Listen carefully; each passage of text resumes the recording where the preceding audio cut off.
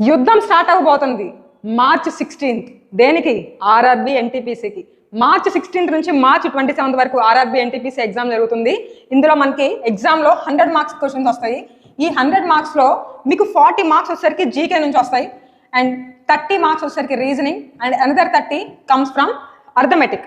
So అర్థమెటిక్లో మనం మెయిన్గా పట్టు సాధించాలి, ఎందుకంటే రీజనింగ్ అందరూ పెట్టేస్తారు, మీకు జీకేలో కొంచెం వాలటైల్గా ఉంటాయి క్వశ్చన్స్, బట్ అర్థమెటిక్లో ఎవరైతే ఫుల్ క్రాక్ చేస్తారో వాళ్ళదే జాబ్.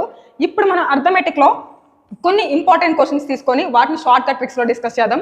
క్వశ్చన్స్ కూడా మనమేమి ర్యాండమ్గా పిక్ చేయలేదు, ప్రీవియస్ ఎగ్జామ్స్లో మోస్ట్ రిపీటెడ్గా అడుగుతున్న క్వశ్చన్స్ని ఇప్పుడు మనం డిస్కస్ చేయబోతున్నాము. ఈ మోడల్స్ మీరు ఎగ్జామ్లో చూసుకొని వెళ్ళండి, ఖచ్చితంగా వస్తాయి. స్టార్ట్ చేసేద్దామా? చూడండి, ఫస్ట్ ఈ క్వశ్చన్ నాతో పాటు మీరు కూడా ఆన్సర్ చేయడానికి ట్రై చేయండి. 3 numbers are in the ratio 3:4:5 and their HCF is 60. Then find the numbers. ఈ మోడల్ ఎగ్జామ్లో ఎక్కువగా వస్తుంది. సో ఇలా ఇచ్చినప్పుడు మీరు అసలు ఏం కష్టపడక్కర్లేదు, హెచ్సిఎఫ్ 60 అని ఇచ్చారు కాబట్టి ఆ 60తో కరస్పాండింగ్ రేషియోని మల్టిప్లై చేస్తే నెంబర్ వచ్చేస్తుంది.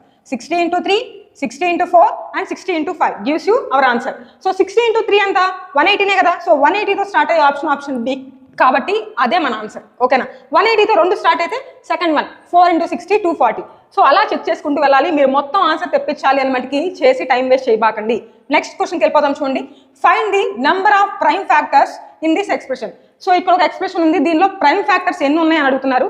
సో చాలా మంది చేసే మిస్టేక్ ఏంటి అంటే ఇందులో ఇక్కడ ప్రైమ్ నెంబర్స్ ఏవైతే ఉన్నాయో వాటిని తీసుకుంటారు. జనరల్గా ఇక్కడ చూడండి 6 పవర్ 333 ఉంది అండ్ 7 పవర్ 222 అని ఇచ్చారు, 8 పవర్ 111 ఇది కదా మనకి ఇచ్చిన expression.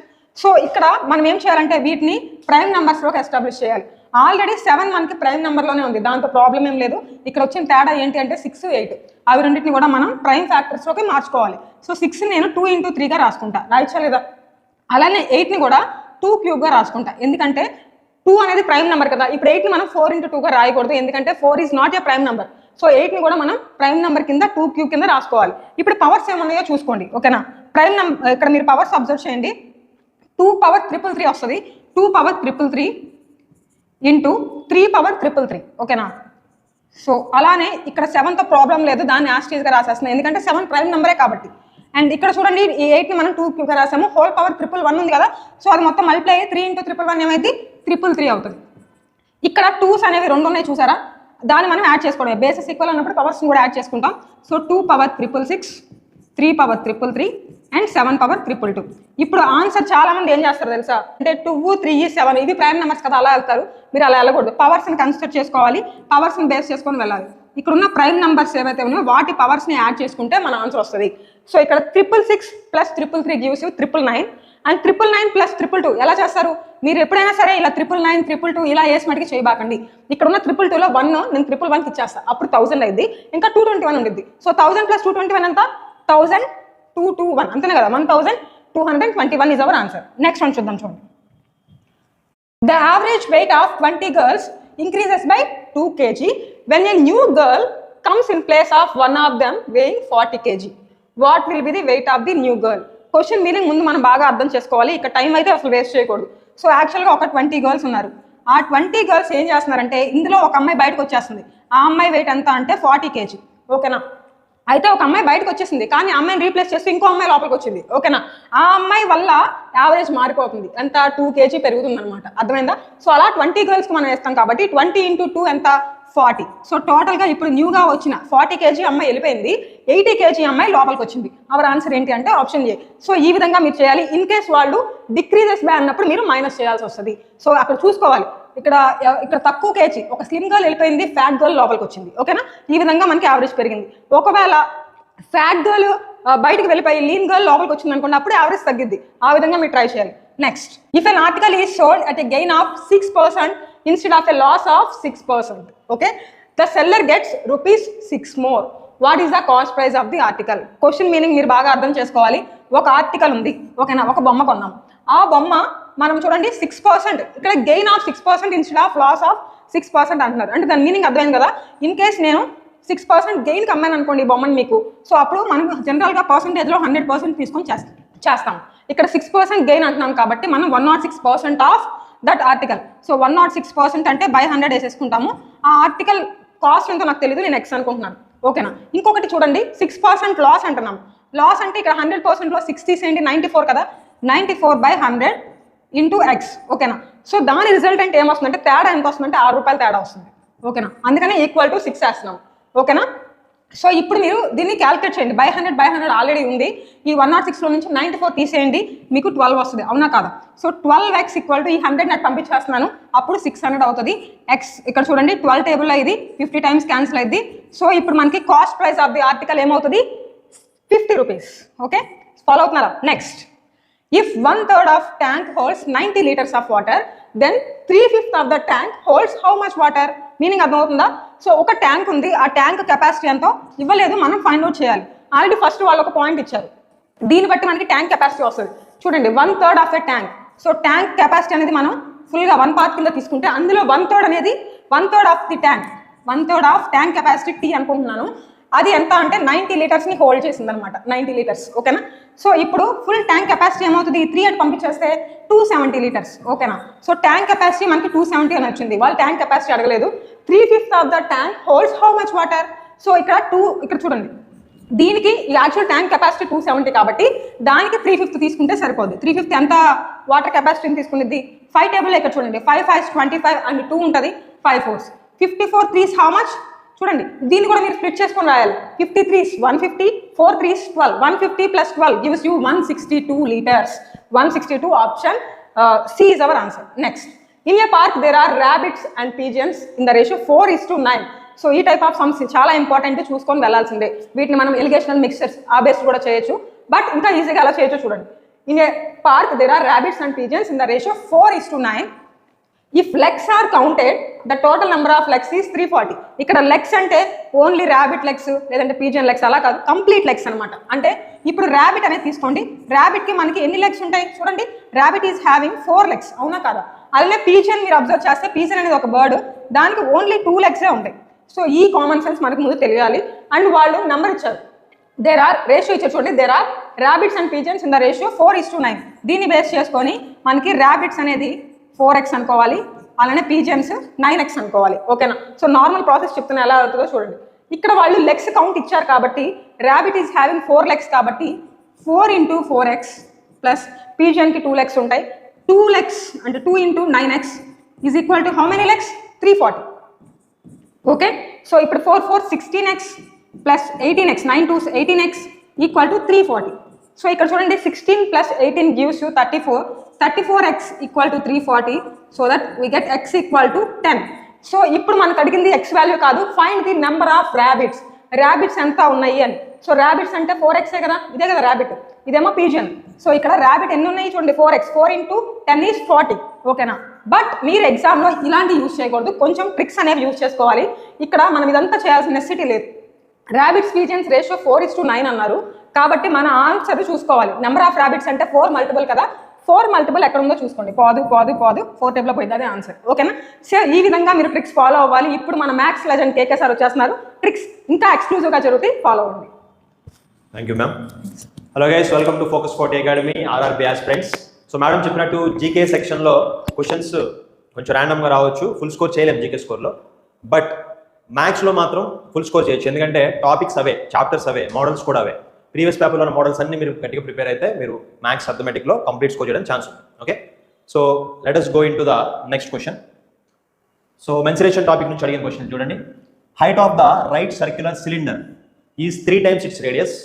If curved surface area of the cylinder is 3696 centimeter square, then volume of the cylinder is equal to. కొంచెం చూడడానికి పెద్ద క్వశ్చన్ లా ఉంది, బట్ చాలా ఈజీగా సెకండ్స్లో ఈ క్వశ్చన్ సాల్వ్ చేయొచ్చు. అలాగో చూస్తా. వాల్యూమ్ ఆఫ్ ద సిలిండర్ అని అన్నారు కదా, ఫస్ట్ అయితే మనకి ఫార్ములా ఏంటి? Volume of the cylinder formula πr²h. Okay, ఎప్పుడైతే మీకు క్వశ్చన్లో పై ఉంటుందో, పై అంటే వాల్యూ ఎంత? 22/7. సో 22లో మళ్ళీ మనకి 11 × 2 ఉంటుంది కదా. సో ఇట్లా వచ్చినప్పుడల్లా మీరు 11 మల్టిపుల్ చెక్ చేసుకోవచ్చు అనమాట. సో ఇక్కడ డెసిమల్స్ ఏమి లేవు ఇక్కడ. ఓకే, డెసిమల్స్ ఏమి లేవు ఇక్కడ ఇచ్చిన ఆన్సర్లో, కాబట్టి you can straight away check the 11 divisibility rule in the option. ఏ ఆప్షన్లో అయితే మీకు 11తో డివైడ్ అవుతుంది, ఎందుకంటే ఇక్కడ పై అనేది 11తో మల్టిప్లై చేస్తుంది కదా. సో మీకు వచ్చే ఆన్సర్లో 11 డివిజిబిలిటీ రూల్ చెక్ చేయండి. ఒకటే ఆప్షన్ ఉంటే స్ట్రైట్ అవే దాన్ని పెట్టేసేయచ్చు. ఓకే, సో ఒకసారి చూద్దాం మనం 11 డివిజిబిలిటీ రూల్. 2 + 9 + 5 16 అండ్ 5 + 9 14. సో ఈ డిఫరెన్స్ అనేది మనకి 2 వచ్చింది. డిఫరెన్స్ 0 కానీ 11 కానీ వస్తే మనకి డివైడ్ అయినట్టు. ఓకే, ఈ ఆప్షన్ అనేది రాంగ్ ఆన్సర్. నెక్స్ట్ 2 + 9 11, 11 + 2 13. అండ్ 5 + 7 12. 13 - 12 0 కాదు 11 కాదు, ఇది కూడా రాంగ్ ఆన్సర్. నెక్స్ట్ 2 + 8 + 2 12. 5 + 7 12. ఎస్, ఈ నెంబర్ 11తో డివైడ్ అవుతుంది. అండ్ లాస్ట్ నెంబర్ కూడా రాంగ్ అని మనం ప్రూవ్ చేసినాకనే ఆప్షన్ సి కండి. So this is 10 + 2 12, 5 + 10 14. Okay, difference అనేది మ్యాచ్ అవ్వట్లేదు. So guys 11 divisibility rule check చేసాం, మనకి ఓన్లీ ఒకటే ఆప్షన్ వచ్చింది. సో ఈ క్వశ్చన్ నార్మల్ మెథడ్లో కంప్లీట్గా సాల్వ్ చేసి టైం వేస్ట్ చేసుకునే బదులు ఆర్ఆర్బీ ఆస్పిరెంట్స్ ఎవరైతే ఈ టెక్నిక్ యూజ్ చేస్తారో మీకు చాలా టైం సేవ్ అయితే మిగతా వాళ్ళ మీద అడ్వాంటేజెస్. ఓకే, నెక్స్ట్ క్వశ్చన్ చూద్దాం. 2 candidates contested in an election. One of them secured 62.5% of the total votes and won by 996 votes. What is the total number of votes cast? So ఎలక్షన్లో ఇద్దరు candidates ఉన్నారు. So candidate 1 and candidate 2. ఒకతనికి ఎంత వచ్చినాయి oats చూడండి, 62.5%. So percentage ఎప్పుడైనా మనం ఫ్రాక్షన్లోకి మార్చుకుంటే question చాలా సింపుల్ అయిపోతుంది. 62.5% is nothing but 5/8 fraction conversion. Okay, ఒకతనికి 5/8 వస్తే ఇంకొకతనికి ఎంత వచ్చినట్టు, మిగతా ఓట్స్ అతనికే కదా. 8లో 5 ఓట్స్ వాడికి వచ్చినాయి, మిగతా 3 ఓట్స్ వాడికి వచ్చినట్టు కదా. సో క్యాండిడేట్ 2 ఎన్ని వస్తే అప్పుడు 3 out of 8 వస్తుంది. ఓకే, వీడి 5/8 వీడి 3/8. సో ఇచ్చిన క్వశ్చన్ ఏంటి, 1/996 ఓట్స్. ఎవరికైతే ఎక్కువ ఓట్స్ వచ్చినాయో వాడు ఈ 1/996. 1 అంటే ఏంటంటే వాళ్ళిద్దరికి వచ్చిన డిఫరెన్స్ అనమాట. వీడికంటే వీడికి ఎంత ఎక్కువ వచ్చినాయి difference. That difference is equal 996. Difference చూడండి, ఫ్రాక్షన్ డిఫరెన్స్ ఎంత అయింది, 5/8 - 3/8 అంటే డిఫరెన్స్ ఈజ్ 2/8. ఇది క్యాన్సిల్ చేస్తే పైన కింద 1/4. So 1/4 of the total votes is 996. What is the total votes అంటే 1 ఎంత, ఈ 4 అవతలకి వెళ్తే మల్టిప్లై అవుతుంది. 996 × 4 ఎంత అవుతుంది ఆన్సర్, ఆల్మోస్ట్ 1000 కదా. 1000 4 4000 దగ్గరలో ఉండాలి answer. Okay, so option A ఇది ఒకటే ఉంది కదా. Next, the average score obtained by 64 boys and certain number of girls ఎంత ఇవ్వాలి ఈజ్ 59.15. ఒక ఎగ్జామ్ జరిగింది, అందులో 64 బాయ్స్ ఉన్నారు, గర్ల్స్ ఎంతమంది ఉన్నారు ఇవ్వలేదు. వాళ్ళ యావరేజ్ మొత్తం క్లాస్ యావరేజ్ వచ్చి 59.15 అని చెప్పారు. ఓకే, వాళ్ళ average score is obtained by boys is 55.25. Boys average మళ్ళీ సపరేట్గా ఇచ్చారు. Average score of girls average కూడా సపరేట్గా ఇచ్చారు. Then how many girls appeared for the test. Alligation mixture. Okay, ఒకటే క్లాస్లో 2 గ్రూప్స్ ఉన్నాయి, బాయ్స్ గ్రూప్ గర్ల్స్ గ్రూప్. రెండింటి యావరేజ్లు సపరేట్గా ఉన్నాయి, కంబైన్ యావరేజ్ కూడా ఉంది. So this A basic model question, allegation mixture, simple. So మనం ఏం చేద్దామంటే ఇక్కడ బాయ్స్ తీసుకుందాం, అక్కడ గర్ల్స్ తీసుకుందాం. బాయ్స్ యావరేజ్ ఎంత ఇచ్చారు ఫస్ట్ 55.25 కదా, అది నేను ఇక్కడ రాస్తాను 55.25. అండ్ గర్ల్స్ యావరేజ్ ఎంత ఇచ్చారు 68.75. కంబైన్డ్ క్లాస్ యావరేజ్ కూడా ఇచ్చారు చూడండి ఇక్కడ 59.15. Combined average is 59.15. ఇప్పుడు ఇందులోంచి సబ్ట్రాక్ట్ చేస్తే మనకి బాయ్స్ గర్ల్స్ రేషియో వస్తుంది. సబ్ట్రాక్ట్ చేద్దాం. 68.15లో నుంచి 59.15 సబ్ట్రాక్ట్ చేస్తే సో వీ విల్ గెట్ 9.6. అట్లానే ఇందులో నుంచి సబ్ట్రాక్ట్ చేస్తే 59.15లో నుంచి 55.25 సబ్ట్రాక్ట్ చేస్తే so we will get 3.9. Okay, so ఈ రేషియో సింప్లిఫై చేద్దాం. క్లాస్లో బాయ్స్ అండ్ గర్ల్స్ ఏ రేషియోలో ఉన్నారో మనకు తెలిసింది. సో 9.6 అంటే మనం 96 తీసుకోవచ్చు, 3.9 అంటే 39 తీసుకోవచ్చు. So 3 table gets cancelled 32 times and here 13 times. So boys to girls ratio is 32:13. 32 boys ఉంటే 13 గర్ల్స్ ఉంటారు. బాయ్స్ ఎంతమంది ఉన్నారు 64 ఉన్నారు. 32 ఉండాల్సిన 64 ఉన్నారు అంటే డబుల్ అయ్యారు కదా. సో గర్ల్స్ కూడా డబుల్ అవుతారు. 13 ఉండాల్సిన 26 ఉంటారు. మనల్ని అడిగింది ఏంటి, how many girls appeared for the test, 26. So డెసిమల్స్లో ఇచ్చారు, నంబర్ కొంచెం కాంప్లికేట్ అయింది తప్ప this is the basic model of alligation mixture. Alligation mixture model చాలా ఎఫెక్టివ్. మీరు ఊహించలేనన్ని మోడల్స్ సింపుల్గా సాల్వ్ చేయొచ్చు ఈ మెథడ్ నేర్చుకోండి. ఓకేనా.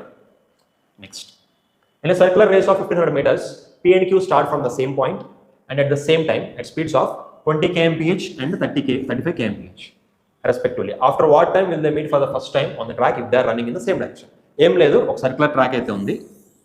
సో ఇద్దరు క్యాండిడేట్స్ దీని మీద రన్ చేస్తున్నారు అనమాట. ఓకే, సో ఒక క్యాండిడేట్ స్పీడ్ ఏమో 35 kmph, ఇంకో క్యాండిడేట్ స్పీడ్ ఏమో 20 kmph.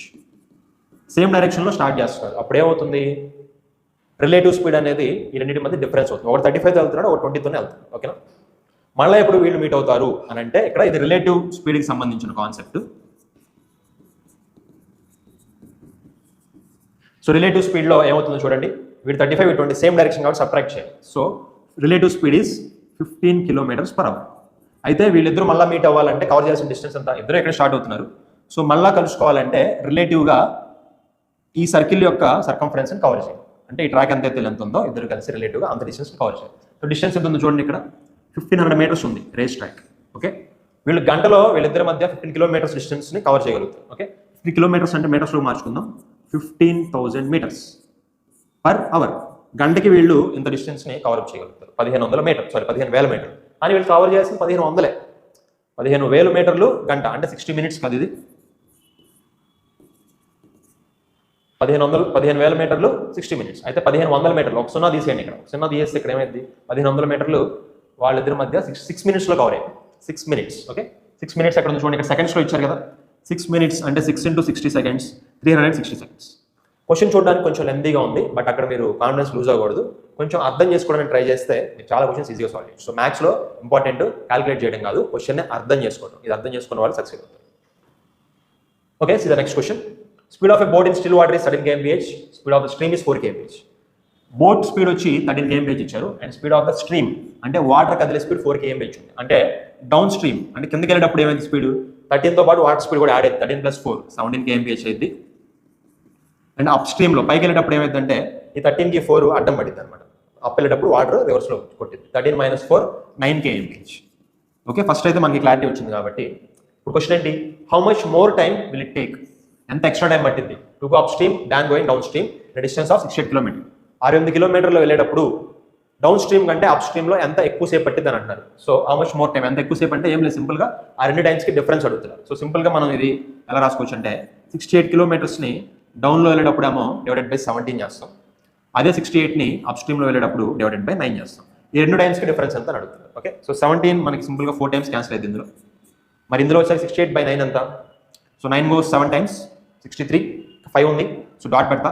50లో 5 times పోయింది 45, మళ్ళీ 5 ఉంది, 50లో మళ్ళీ 5 times పోయింది. Okay, now see here, so this is 4 hours, this is 7.55 hours. So difference వచ్చి మనకి మినిట్స్లో వచ్చారు ఇక్కడ డిఫరెన్స్. సో మనం ఏం చేద్దామంటే ఈ డెసిమల్ని మినిట్స్లో మారుతాం. సో 0.5 hours అంటే ఎంత, 0.5 అంటే హాఫ్ అవర్ కదా, 7 hours, 0.5 అంటే హాఫ్ అన్ అవర్ అంటే అప్రాక్సిమేట్లీ 30 minutes కదా, 7 hours 30 minutes.